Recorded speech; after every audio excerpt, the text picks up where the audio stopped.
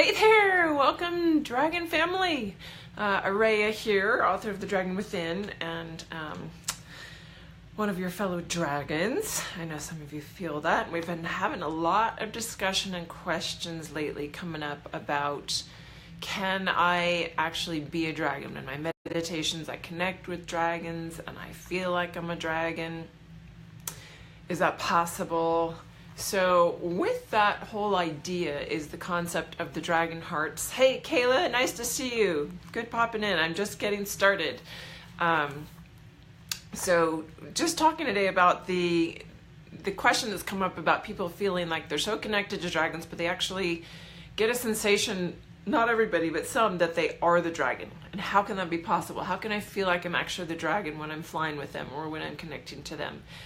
Or breathing with them? And so what I want to do is talk about the concept of dragon keepers and dragon hearts and the difference between them and what that actually means. So I'm going to read just the first two paragraphs. This is a section from the book, just so we start with that as a basis. And it's funny because this will be sort of, we might be able to do this kind of thing in the book club. And I just did a great live explaining the book club this morning. It is posted in the group if you haven't seen it yet. Take a few minutes to watch that if it's niggling at you about the book club and what that's going to be like and what working with the dragons will do for you. But going in first, let's go in right now with the Dragon Keepers and the Dragon Hearts. And I love reading out loud. I actually read one of the chapters or part of a chapter from the book a while back last summer on the Dragon Within page. And it was sort of fun. So here we are. The Dragon Hearts and the Dragon Keepers are the physical embodiers of the dragons on the planet. They have taken human form, yet carry the lineage of the dragons within them, within their DNA coding. In a way, we all do, as all of humanity has a dragon within the womb or hara space.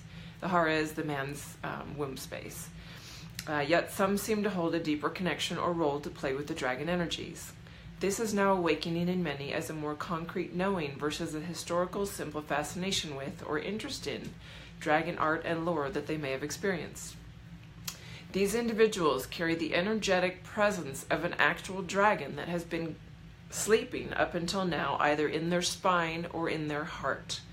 Those with a dragon sleeping in the spine are known as the Dragon Keepers. Hi, Melody! When their dragon begins to awaken, they often go through several months of odd or unexplainable spine trauma of some type. And I know that that's actually been, I've had a few people connecting with me lately via message to ask about that. They've got a lot of unexplainable spine trauma going on, and that's what I found. That's actually how the beginning of the dragon work started, and that's what I shared back in that chapter 1 video. So typically this manifests as strange pains unrelated to a specific energy or pattern of occurrence. So just reading that little bit from the book gives you an idea that yes, this experience of feeling like you are actually the dragon when you're connecting with them is very possible for a lot of people. It's not everyone. We do all have a connection to the dragons because the dragons are the masters of this universe. They were present when God created this universe and agreed to hold the form in place, to be the matrix keepers. And so they are the guardians of our ascension process at the end of this journey as we finally get there, and they're the ones that help destroy civilizations when we mess it up. When we are in our power play, when we're not doing what we're supposed to be doing, boom, collision, great earth changes, volcanoes erupting. Hello, thank you, Fire Dragon under Yellowstone. It's been a couple of the super volcanoes in history. Is that big, beautiful Fire Dragon under Yellowstone National Park, is where his heart sits.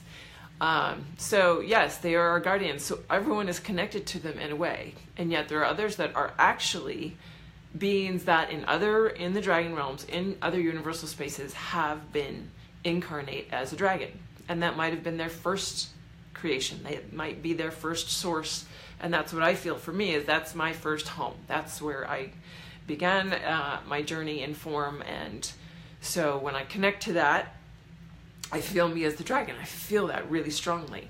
And what's happened is they've decided to come and experience, because the human experience is really unique for all species. For any other star beings or beings that live in other universes, Coming to Earth is a really unique, special experience, and the emotional capacity that God created within the humans is something that makes us unique. There are different emotions in different kinds of beings, but our gamut of emotions seems to spread the highest spectrum. So there are, all these beings and there's a lot of star beings on the planet too. I know a lot of them, and angels incarnate, which have gone through the human experience, gone into our spirit realms, earned their angel wings, and keep coming back to assist.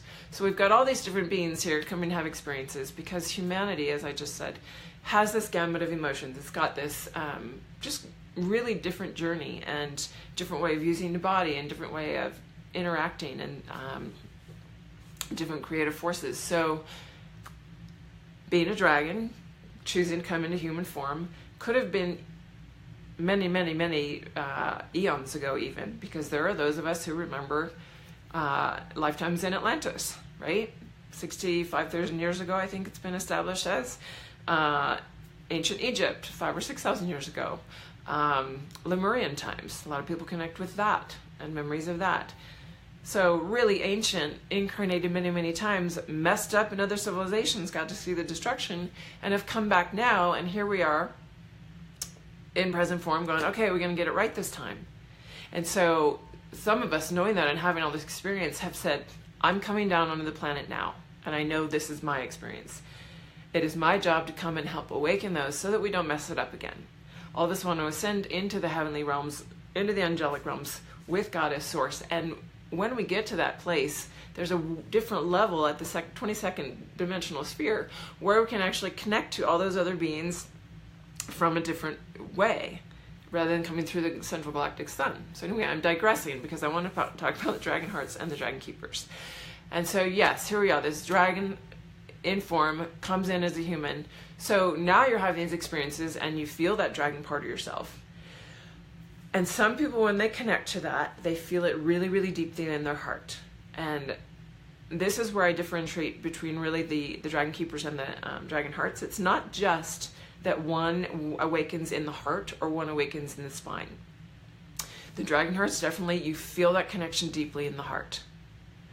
The DragonKeepers, when that energy starts waking up in them, they do have that feeling of like wings trying to come out or getting stuck.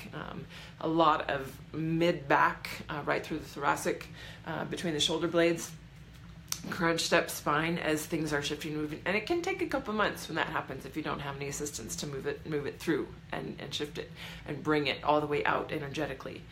But beyond that, what I see is the DragonHearts are actually those embodying and walking in a human form, but as that dragon. They carry that energy. You can see it when they shift, and I know that I have friends that have seen it, and I think I posted a picture of my eyes after one event when my dragon came fully in, and my eyes shift, and you can actually sort of see it now. It's sort of happening, talking as the dragon. You're really embodying it. You're walking that. The DragonKeepers, on the other hand, what I really understand that to be is, yes, the dragon comes out, it is them in body, and yet they're a keeper because they're walking side by side with that dragon. So they might not ever experience actually feeling like while they're walking along, they know they're that dragon, but it's not like they're walking in that body and feel themselves deeply connected to the whole body. That dragon, you're their keeper because you are one and the same part of the same soul. And they actually walk side by side you, and they help guide you, and they help protect you, as all the dragons do, but there's a different relationship there because it's you.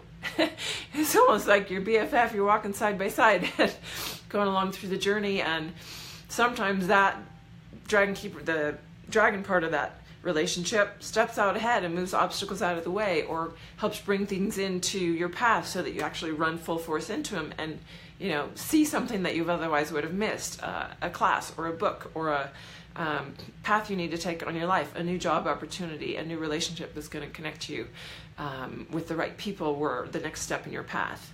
So that's where I see the big difference. So yes, there's humans out there having experiences where they're feeling dragons because they're very intuitive, they're mediumistic, they're psychic, or they're empathic, and so they sense and feel them around. That doesn't mean they're a DragonHeart or a DragonKeeper. There are those, and I would say the majority, I feel like I don't want to throw percentages out there, but just what's coming in is like 80-20 with DragonHearts versus DragonKeepers for those that are actually having that experience, with 80% being the DragonKeepers walking along, just having this experience. They're really tied into the dragons, really connected.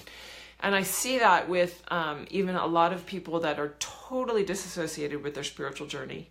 They're not on a path yet, but they cannot live without dragon presence, whether it's artwork, whether it's sculpture, whether it's talking about dragons, knives, daggers, anything that has dragons all over it. I see in other groups a lot of that, where there are so many people that they love dragons. They love everything dragon. They love dragon lore, dragon stories, history, lifetimes around Camelot. All of the times when dragons have been on the planet, they want to fly with them. They want to understand them, but they don't want to get too deep. They don't want to get too much under the surface. And it's sort of like that dragon keeper is the dragons with them, but they're not really ready for their spiritual journey, for their opening yet. And when they are, that dragon's going to be there really open up. The DragonHearts, on the other hand, I feel are that 20% of the dragons that are actually in body in this human experience. And those are the ones that I see as really embodying and so connected, and they are feeling their gifts, or just they're on track in a different way, and they're really seeking in a different way because they feel a different responsibility and connection to what they have to share and shine that heart to all those around them to help those wake up. Whether they are dragon family or not, they are about shining that heart space and really walking in that big fire brimming light, because that's going to help everyone around them, and that's the wave they are here to create for humanity in moving forward. So if you guys have any questions about that, I know that a couple of you are still on watching, and I hope that made sense or clarified for you, gave you some idea of how diving into a topic from the book can go, because I'm really excited about the book club. I've never done this before. It's on my heart big, and I've only got a couple spots left now, which is really exciting because I pushed the start date back to February 6th. Just energetically, every time I tune in and feel the group that's coming to be part of that, there are certain individuals that I know are supposed to be there that I actually haven't connected with yet. And so I'm making a big effort here in the next couple weeks to get the word out. If you know people that might be interested in a book club with the dragons, that maybe they've been talking about dragons but don't really know what that is, how to dive in, but they feel connected and it's niggling, encourage them, get the information to them, or have them contact me so that I can answer their questions, because it is going to be a pretty potent experience. I think there's going to be live meditations almost each week, depending on how long the discussions go. But it does feel like at least 4 of the 6 weeks are going to have meditations with them that are going to take you through clearings in the energetic body, take you through past trauma healing, connect you with your heart dragon, awakening your heart dragon, connecting with your dragon guide. And I've actually decided, I'm really excited about this. This came in this morning to add in as a benefit, because one of the perks of registering and being part of the book club is that you are going to get $150 off a private session with me as a new client. So that's pretty huge. That's pretty cool. It's going to like nearly make the whole thing worth it. To get both. And then I'm also decided I'm starting to do 20-minute dragon readings for $75, and I've decided that for those that are in the book club, I'm going to offer that as a bonus as well, that anybody in the book club is going to receive a free 20-minute reading at some time during those 6 weeks with me to connect with their personal dragon guides or their dragon self as that dragon heart. So that's exciting. And then coming in March, I'm just going to start putting these ticklers out there, because this is going to start calling in. I just sat 2 nights ago. I'm creating a Way of the Dragon Heart program that's going to be a 9-month long deep dive, I guess I want to call it, for 9 souls that I feel being called to this path to really walk it, embody it, shine their light, and really bring their body in form in dragon through for their purpose, to really connect to their own dharma, their own purpose here. And that is just coming into place. So all the details will be forthcoming, but I have connected with Metatron and a dragon Galadrius, who is from a place beyond Arcturus. So the fact that the level beyond the Arcturians, and this is talked about in the book too, with how the levels of the dragon interdimensional beings that we work with through the different star systems. There's not been information coming from beyond Sirius as of 4 or 5 years ago.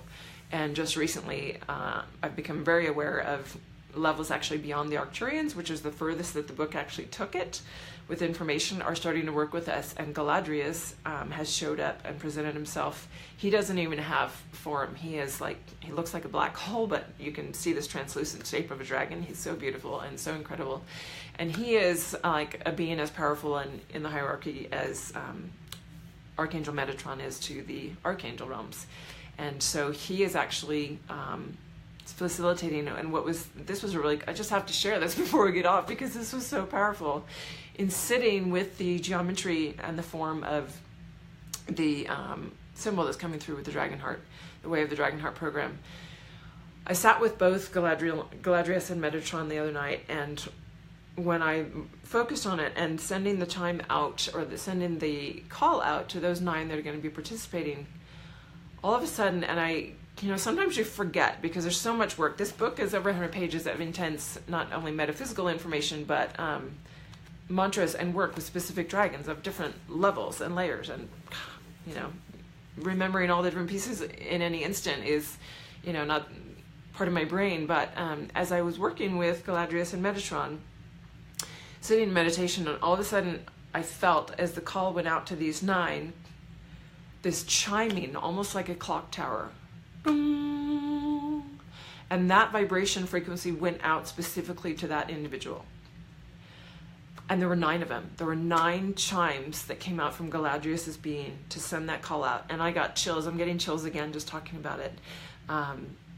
Just seeing how this program is going to be brought into being, because it's the first time I'm doing this too. I'm following my guidance, following my heart, and it's one of these powerful things that I just can't deny. I can't stop, or I'm going to have all kinds of havoc wreaked in my life because I'll be off track. So I wanted to share that because I know that gong chime is going to hit some of you. You're going to feel it in your heart, and I want you, if you feel that, to contact me so that when the information and the applications and all that is ready for the Way of the Dragonheart program, that I can get it to you. And granted, it's not going to be for everyone. It's literally for 9 souls that I see going into some really intense personal work in their journey to support the dragons and what their own dharmic purpose is. So, that said, if you have any questions at all, hello, Iva, or Eva, I'm not sure, looks like it might be Eva. Glad to see you there. Welcome, welcome. And if you have any questions or comments about the book club, about Way of the Dragonheart, about anything in the book, DragonHearts and DragonKeepers, that we just discussed today, please message me, comment on the video thread. And actually, that's best if you can comment on the thread, because that's going to actually get responses that everybody can benefit from. Because when you post a question and I can post an answer, it benefits everybody. So blessings to you for this Friday. I can't wait to come back again next week with another fun subject. I always love these, and I love my dragon support. And we've got Tiamat there in the back. She is the mother of form, who is holding the heart. She's holding her space, protective space around Gaia until the ascension is ready. And she is actually the cover of the book. Isn't she beautiful? Up close and personal, that artwork is a hand-hewn wood engraving done with like soldering irons. This friend of mine, Angela Brown, is one of the most incredible artists I know, and she does all the different texturing and coloring and shading of the different levels of brown, and she does all kinds of different figures, or fairies, or different shapes in the artwork. She also does mosaics, but I'm just amazed that she does it just by the amount of pressure she applies to the soldering iron on the wood. And when I asked her to do the cover for the book, I was felt guided to do that. And this was, over 10 years ago now. And she knew exactly. I didn't have to tell her anything. This is what she came up with, and I said, "You're divine. I love your gifts." So you guys each have your own gifts with spirit as well. And I hope that the dragons can help you bring it out. And if I can facilitate that in any way, that is what I'm here for. I do work one-on-one, and I am loving my dragon family. Hello, Francis. I am so grateful for you guys and for this community that is building. And if you missed it, if you're watching the replay, like I said, please put some comments in if you have questions or anything at all. I love interacting there. So big, wonderful wishes for weekend for you. We'll see you next week. Bye.